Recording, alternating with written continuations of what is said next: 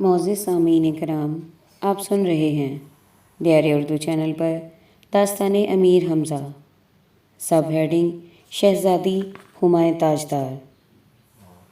اس وقت ہلکا ہلکا ابر آسمان پر چھایا ہوا تھا اور سبزہ میدان کا بھلا معلوم ہوتا تھا، اور ہوا کی خنکی اور دونوں نوجوان کے بانو شان پھراتے ہوئے اور جو سن کی تیرگی اور گھوڑے کا ہنہنانا، نقیبوں کی صدائیں، اس وقت سب کے سب ملکہ تاجدار کے منتظر کھڑے تھے کہ قلعے کی طرف سے ایک جواہر پوش سوار نکلا کہ گویا یہ سب مرکب جواہرات کے دریا میں سرا غوطہ مارے غرق تھا، مگر منہ پر زمرد کی ایک نقاب پڑی تھی، بما خنجر سپر تلوار ترکش تیر کمان کے مسلح اور ایک چوگان ہاتھ میں لیے ہوئے مانند شعلہ آتش آیا اور آواز دی کہ خواندہ مغربی کہاں ہے، میدان میں آئے کہ اس کا کسب و ہنر دیکھ لیں۔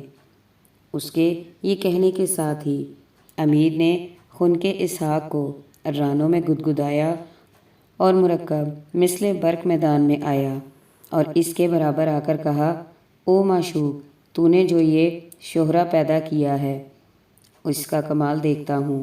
اس نے آتے ہی اپنے عیار کو اشارہ کیا کہ اس نے ایک گیند میدان میں ڈالا تو اس معشوق نے چوگان کو گولے سے اشارہ کیا اور میدان میں لے چلی۔ امیر نے تأمل کیا اور آدھے میدان سے گزر گئی۔ تب تو امیر نے بھی چوگان امرو کے ہاتھ سے لے کر سیاہ کے طاس کو میدان میں ڈالا اور برابر اس کے گیند کو چوگان مارا اور میدان کی طرف پھیرا۔ اس معشوق نے نقاب کھول کر سر پر ڈالی اور امیر کو کہا، میری طرف دیکھ۔ امیر کی نگاہ جوں ہی اس پر پڑی تو واقعی اس معشوقہ کے حسن و جمال کی لاسانی بجلی کے سامنے آفتاب و ماہتاب بھی شرمندہ ہیں۔ ایک سکتہ کی حالت ہو گئی۔ اس معشوقہ نے دیکھ کر گھوڑے کو چوگان دیا اور گیند کو چوگان سے لے چلی۔ امیر نے دفعتاً ہوش میں آ کر اپنے مرکب کو بھی ایڑی دی اور کہا، معلوم ہوا اسی طرح تو مردان عالم کو فریب دے کر شرط جیت لیتی ہے، لیکن ہرگز تیرے حسن کا فریفتہ نہیں ہوا، میرے ہاتھ سے کہاں جا سکتی ہے۔ یہ کہہ کر چوگان گیند پر لائے اور میدان کی طرف سے چلے۔ ہمایوں تاجدار نے ہر چند چاہا کہ صف میں جائے، امیر کی نظر اس پر پڑی، گیند کو وہیں چھوڑ کر اس کے برابر گئے اور کمر بند پکڑ کر گیند کی طرح اٹھا لیا اور امرو کے حوالے کیا۔ اس نے کمند سے ہاتھ باندھ کر لشکر کی راہ لی۔ یہ حالت دیکھتے ہی فوج کو حکم دیا کہ اس جوان نے غضب کیا، سب مل کر مارو۔ یہ سنتے ہی 10,000 فوج سپر و تلوار و خنجر لیے ہوئے امیر پر ٹوٹ پڑی۔ امیر بھی دائیں ہاتھ میں تلوار اور بائیں ہاتھ میں سپر لیے ہوئے لشکر میں ایسے گھسے کہ جیسے شیر درندہ بکریوں میں دوڑتا ہے۔ بکریاں بھاگتی ہیں، پس یکے بعد دیگرے بھاگنے لگے اور امیر کے رفیق بھی امیر کی مدد کے لیے 10,000 پر جا پڑے۔ تلوار چلنے لگی اور جس کی گردن پر مارتے تابہ زنجیر کاٹتے، جس کی کمر میں لگاتے مانند عیار قلم کرتے، جس کی گردن پر ہاتھ چھوڑتے سر بما ایک طرف کے جدا ہوتا، غرض کہ امیر کے پہلوان بھی دل کھول کر لڑے۔ نعمان نے موقع دیکھ کر امیر کے سر پر تلوار چلائی، امیر نے روکی اور کمر بند سے باندھا، باقی فوج شہر کو بھاگی۔ نعمان نے معافی مانگی، امیر نے اسے خلعت دیا اور چھاتی سے لگایا۔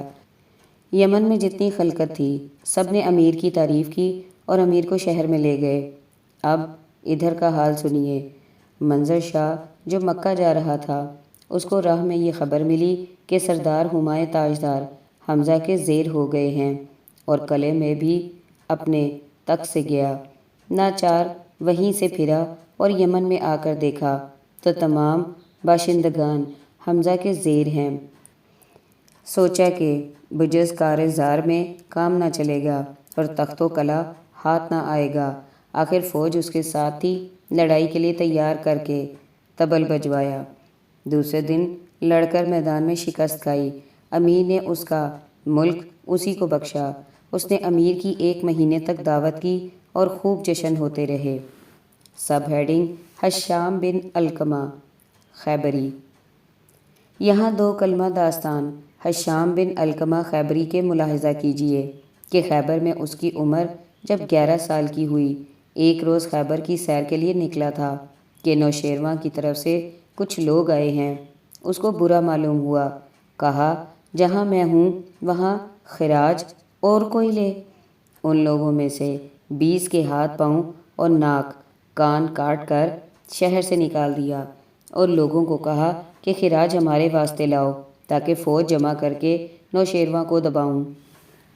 اس نے چند روز میں فوج جمع کی اور مدائن کی طرف چلا۔ راہ میں قصبہ یا گاؤں یا شہر ملتا، اس کو لوٹ کر بے چراغ کرتا۔ 40,000 آدمی غرقِ آہن فولاد ہاتھی کے لیے ہوئے مدائن کے قریب جا پہنچا۔ یہ خبر بادشاہ کو ہوئی۔ بزر جمر سے مشورہ کر کے پوچھا کہ اس کا کیا علاج کریں؟ ہمارا ارادہ ہے کہ خود سپاہ لے کر نکلیں اور اس کو ماریں۔ بزر جمر نے کہا آپ کو ہرگز یہ مناسب نہیں ہے کہ اس بے نام و نشان و کم جمعیت کا مقابلہ کریں کہ اس میں حضور کی بستگی ہے۔ خدا نخواستہ اگر اس طرف سے زیادتی ہوئی تو سب کہیں گے کہ بادشاہ ایک ادنا شخص سے خراج نہ پا سکا۔ دوسرے اس کی موت بھی اور کے ہاتھ ہے۔ بے فائدہ لڑنے سے کیا حاصل؟ اس کے آنے سے پہلے شکار کو چلیں تاکہ لوگ جانیں کہ بادشاہ کو یہ خبر تھی۔ کسی پہلوان کو قلعے کی حفاظت کے لیے یہاں چھوڑیے کہ خبردار ہے، اور آپ 40 دن شکار میں رہیں، کیونکہ 40 دن آپ کے نصیب میں نحوست ہے۔ گزر جمر کے مشورے سے بادشاہ خوش ہوا اور اشرفیل نامی پہلوان کو 50,000 سواروں کے ساتھ قلعے میں چھوڑا اور تاکید کی کہ خبردار جو کوئی لڑنے کو آوے اس سے قلعہ بند کر کے لڑنا اور شہر ہاتھ سے نہ دینا۔ اسے کوتوال مقرر کر کے شہر حوالے کیا اور کوہستان کی طرف چلے گئے۔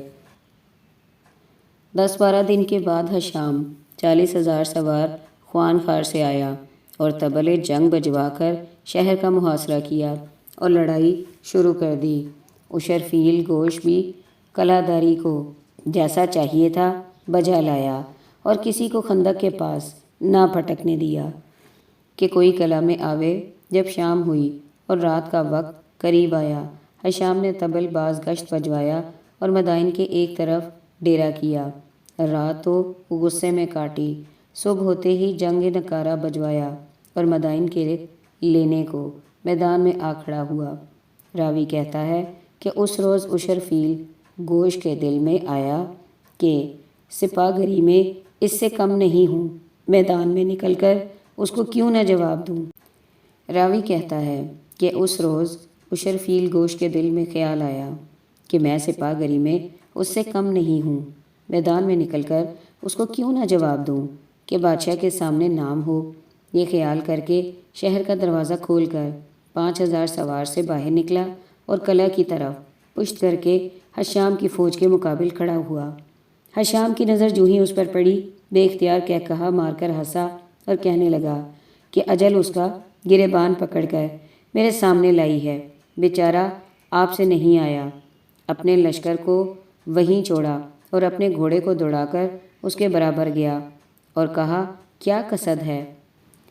اشرفیل گوش نے جواب دیا، او گبر بچے، یہ کیا فکر تیرے دل میں سمائی ہے کہ بادشاہ ہفت کشور کی دشمنی کا دروازہ تو نے اپنے اوپر کھولا ہے، اس سے درگزر کر نہیں تو مارا جائے گا۔ تیرے لیے فرما برداری اور خطا کا معاف کرنا بہتر ہے۔ خادم نے کہا میں تیرے بادشاہ سے اس ملک کا خراج بزور شمشیر لوں گا۔ اشرفیل حشام کو اس گفتگو سے بھڑکا اور نیزہ ہاتھ میں تھام اس کے سینے میں مارا۔ اس نے ہاتھ بڑھا کر نیزے کی نوک پکڑی اور بزور چھین لیا، اور وہی نیزہ اشرفیل کی چھاتی پر مارا تو نیزے کی نوک پشت چھید کر پار ہو گئی۔ حشام نے اس کو صدر زمین سے اٹھا کر زمین پر مارا اور اپنے لشکری لے کر اشرفیل کے 5,000 لشکر پر جا پڑا۔ وہ شکست کھا کر قلعے کی طرف بھاگے اور ان کے تعاقب میں حشام بھی اپنے 40,000 سواروں کے ہمراہ کشادہ شہر میں داخل ہوا اور حکم کیا کہ شہر کو تاراج کرو، اور ہم نے تمام شہر کی لوٹ مار اپنی فوج کو معاف کی۔ حشام کے تمام آدمی محلوں میں گھس گئے اور لوٹ مار مچائی، اور 70,000 مرد و زن بھی زیر کیے۔ حشام آج تخت اور تمام سامان و اسباب پر جلوس لے کر شہر سے باہر نکلا اور دوسرے دن کوچ کیا۔ کئی منزلوں کے بعد اس کا لشکر ایک دوراہے پر وارد ہوا، جہاں سے ایک راہ خیبر کو اور دوسری مکہ کو جاتی ہے۔ فوج جو اس کے ہمراہ تھی، انہوں نے کہا کہ آپ کا مکہ میں جانا بھی بہت ضروری ہے، کیونکہ وہ بھی زیارت کی جگہ ہے۔ یہ باتیں حشام کے دل میں مقبول ہوئیں۔ کہا سچ ہے۔ یہ لشکر مکہ کی طرف روانہ ہوا۔ پھر اس ملعون کے خراج کی خبر تمام جہان میں مشہور ہو گئی۔ قزارہ مکہ والوں نے بھی سن لیا کہ اس شہر کے غارت کرنے کا ارادہ کر کے آتا ہے۔ اس خوف سے ہر انسان مکہ کا کانپ اٹھا اور جناب باری میں دعا کرنے لگا کہ یا خدایا اس ناپاک کے ظلم سے بچا۔ بارے دعا مستجاب ہوئی اور قادر قدرت نے اپنی قدرت کو ظاہر فرمایا کہ اس روز امیر حمزہ نامدار با لشکر جرار یمن سے مکہ میں آئے اور زیارت بیت اللہ کی کر کے باپ کے قدم بوس ہوئے، تو عبد المطلب نے امیر حمزہ کو دیکھتے ہی جناب ایزی میں شکرانہ کیا اور امیر کو چھاتی سے لگایا اور یمن کے مکہ کرنے کی مبارکباد دی گفتگو کے بعد سلطان صاحب قرآن نے چہرے پر نگاہ کی۔ بے اختیار مانند ابر زار و کتار رونے لگے۔ امیر نے عرض کی، اے پدر بزرگوار، آج اللہ نے مجھ پر فتح و ظفر کیا کہ ملک یمن کا میرے تصرف میں آیا۔ چاہیے کہ آپ کو خوشنودی ہو۔ رونے کا سبب معلوم نہیں ہوتا کیا ہے؟ فرمایا، خدا تم کو ہمیشہ صاحب حشمت رکھے۔ میری بھی خوشی ہے کہ تم ہمیشہ صاحب اقبال ہو، مگر اس گریے کا سبب یہ ہے کہ حشام بن علقمہ خیبری نے تمہاری دشمنی پر پوری کمر باندھی ہے، جبکہ نوشیروان اس کی برابری نہ کر سکا اور مدائن کو غارت کر کے شاہ ہفت کشور کی سلطنت کا اثاثہ لیے اب مکہ میں آتا ہے۔ دیکھیں ہم لوگوں کا کیا حال کرے گا۔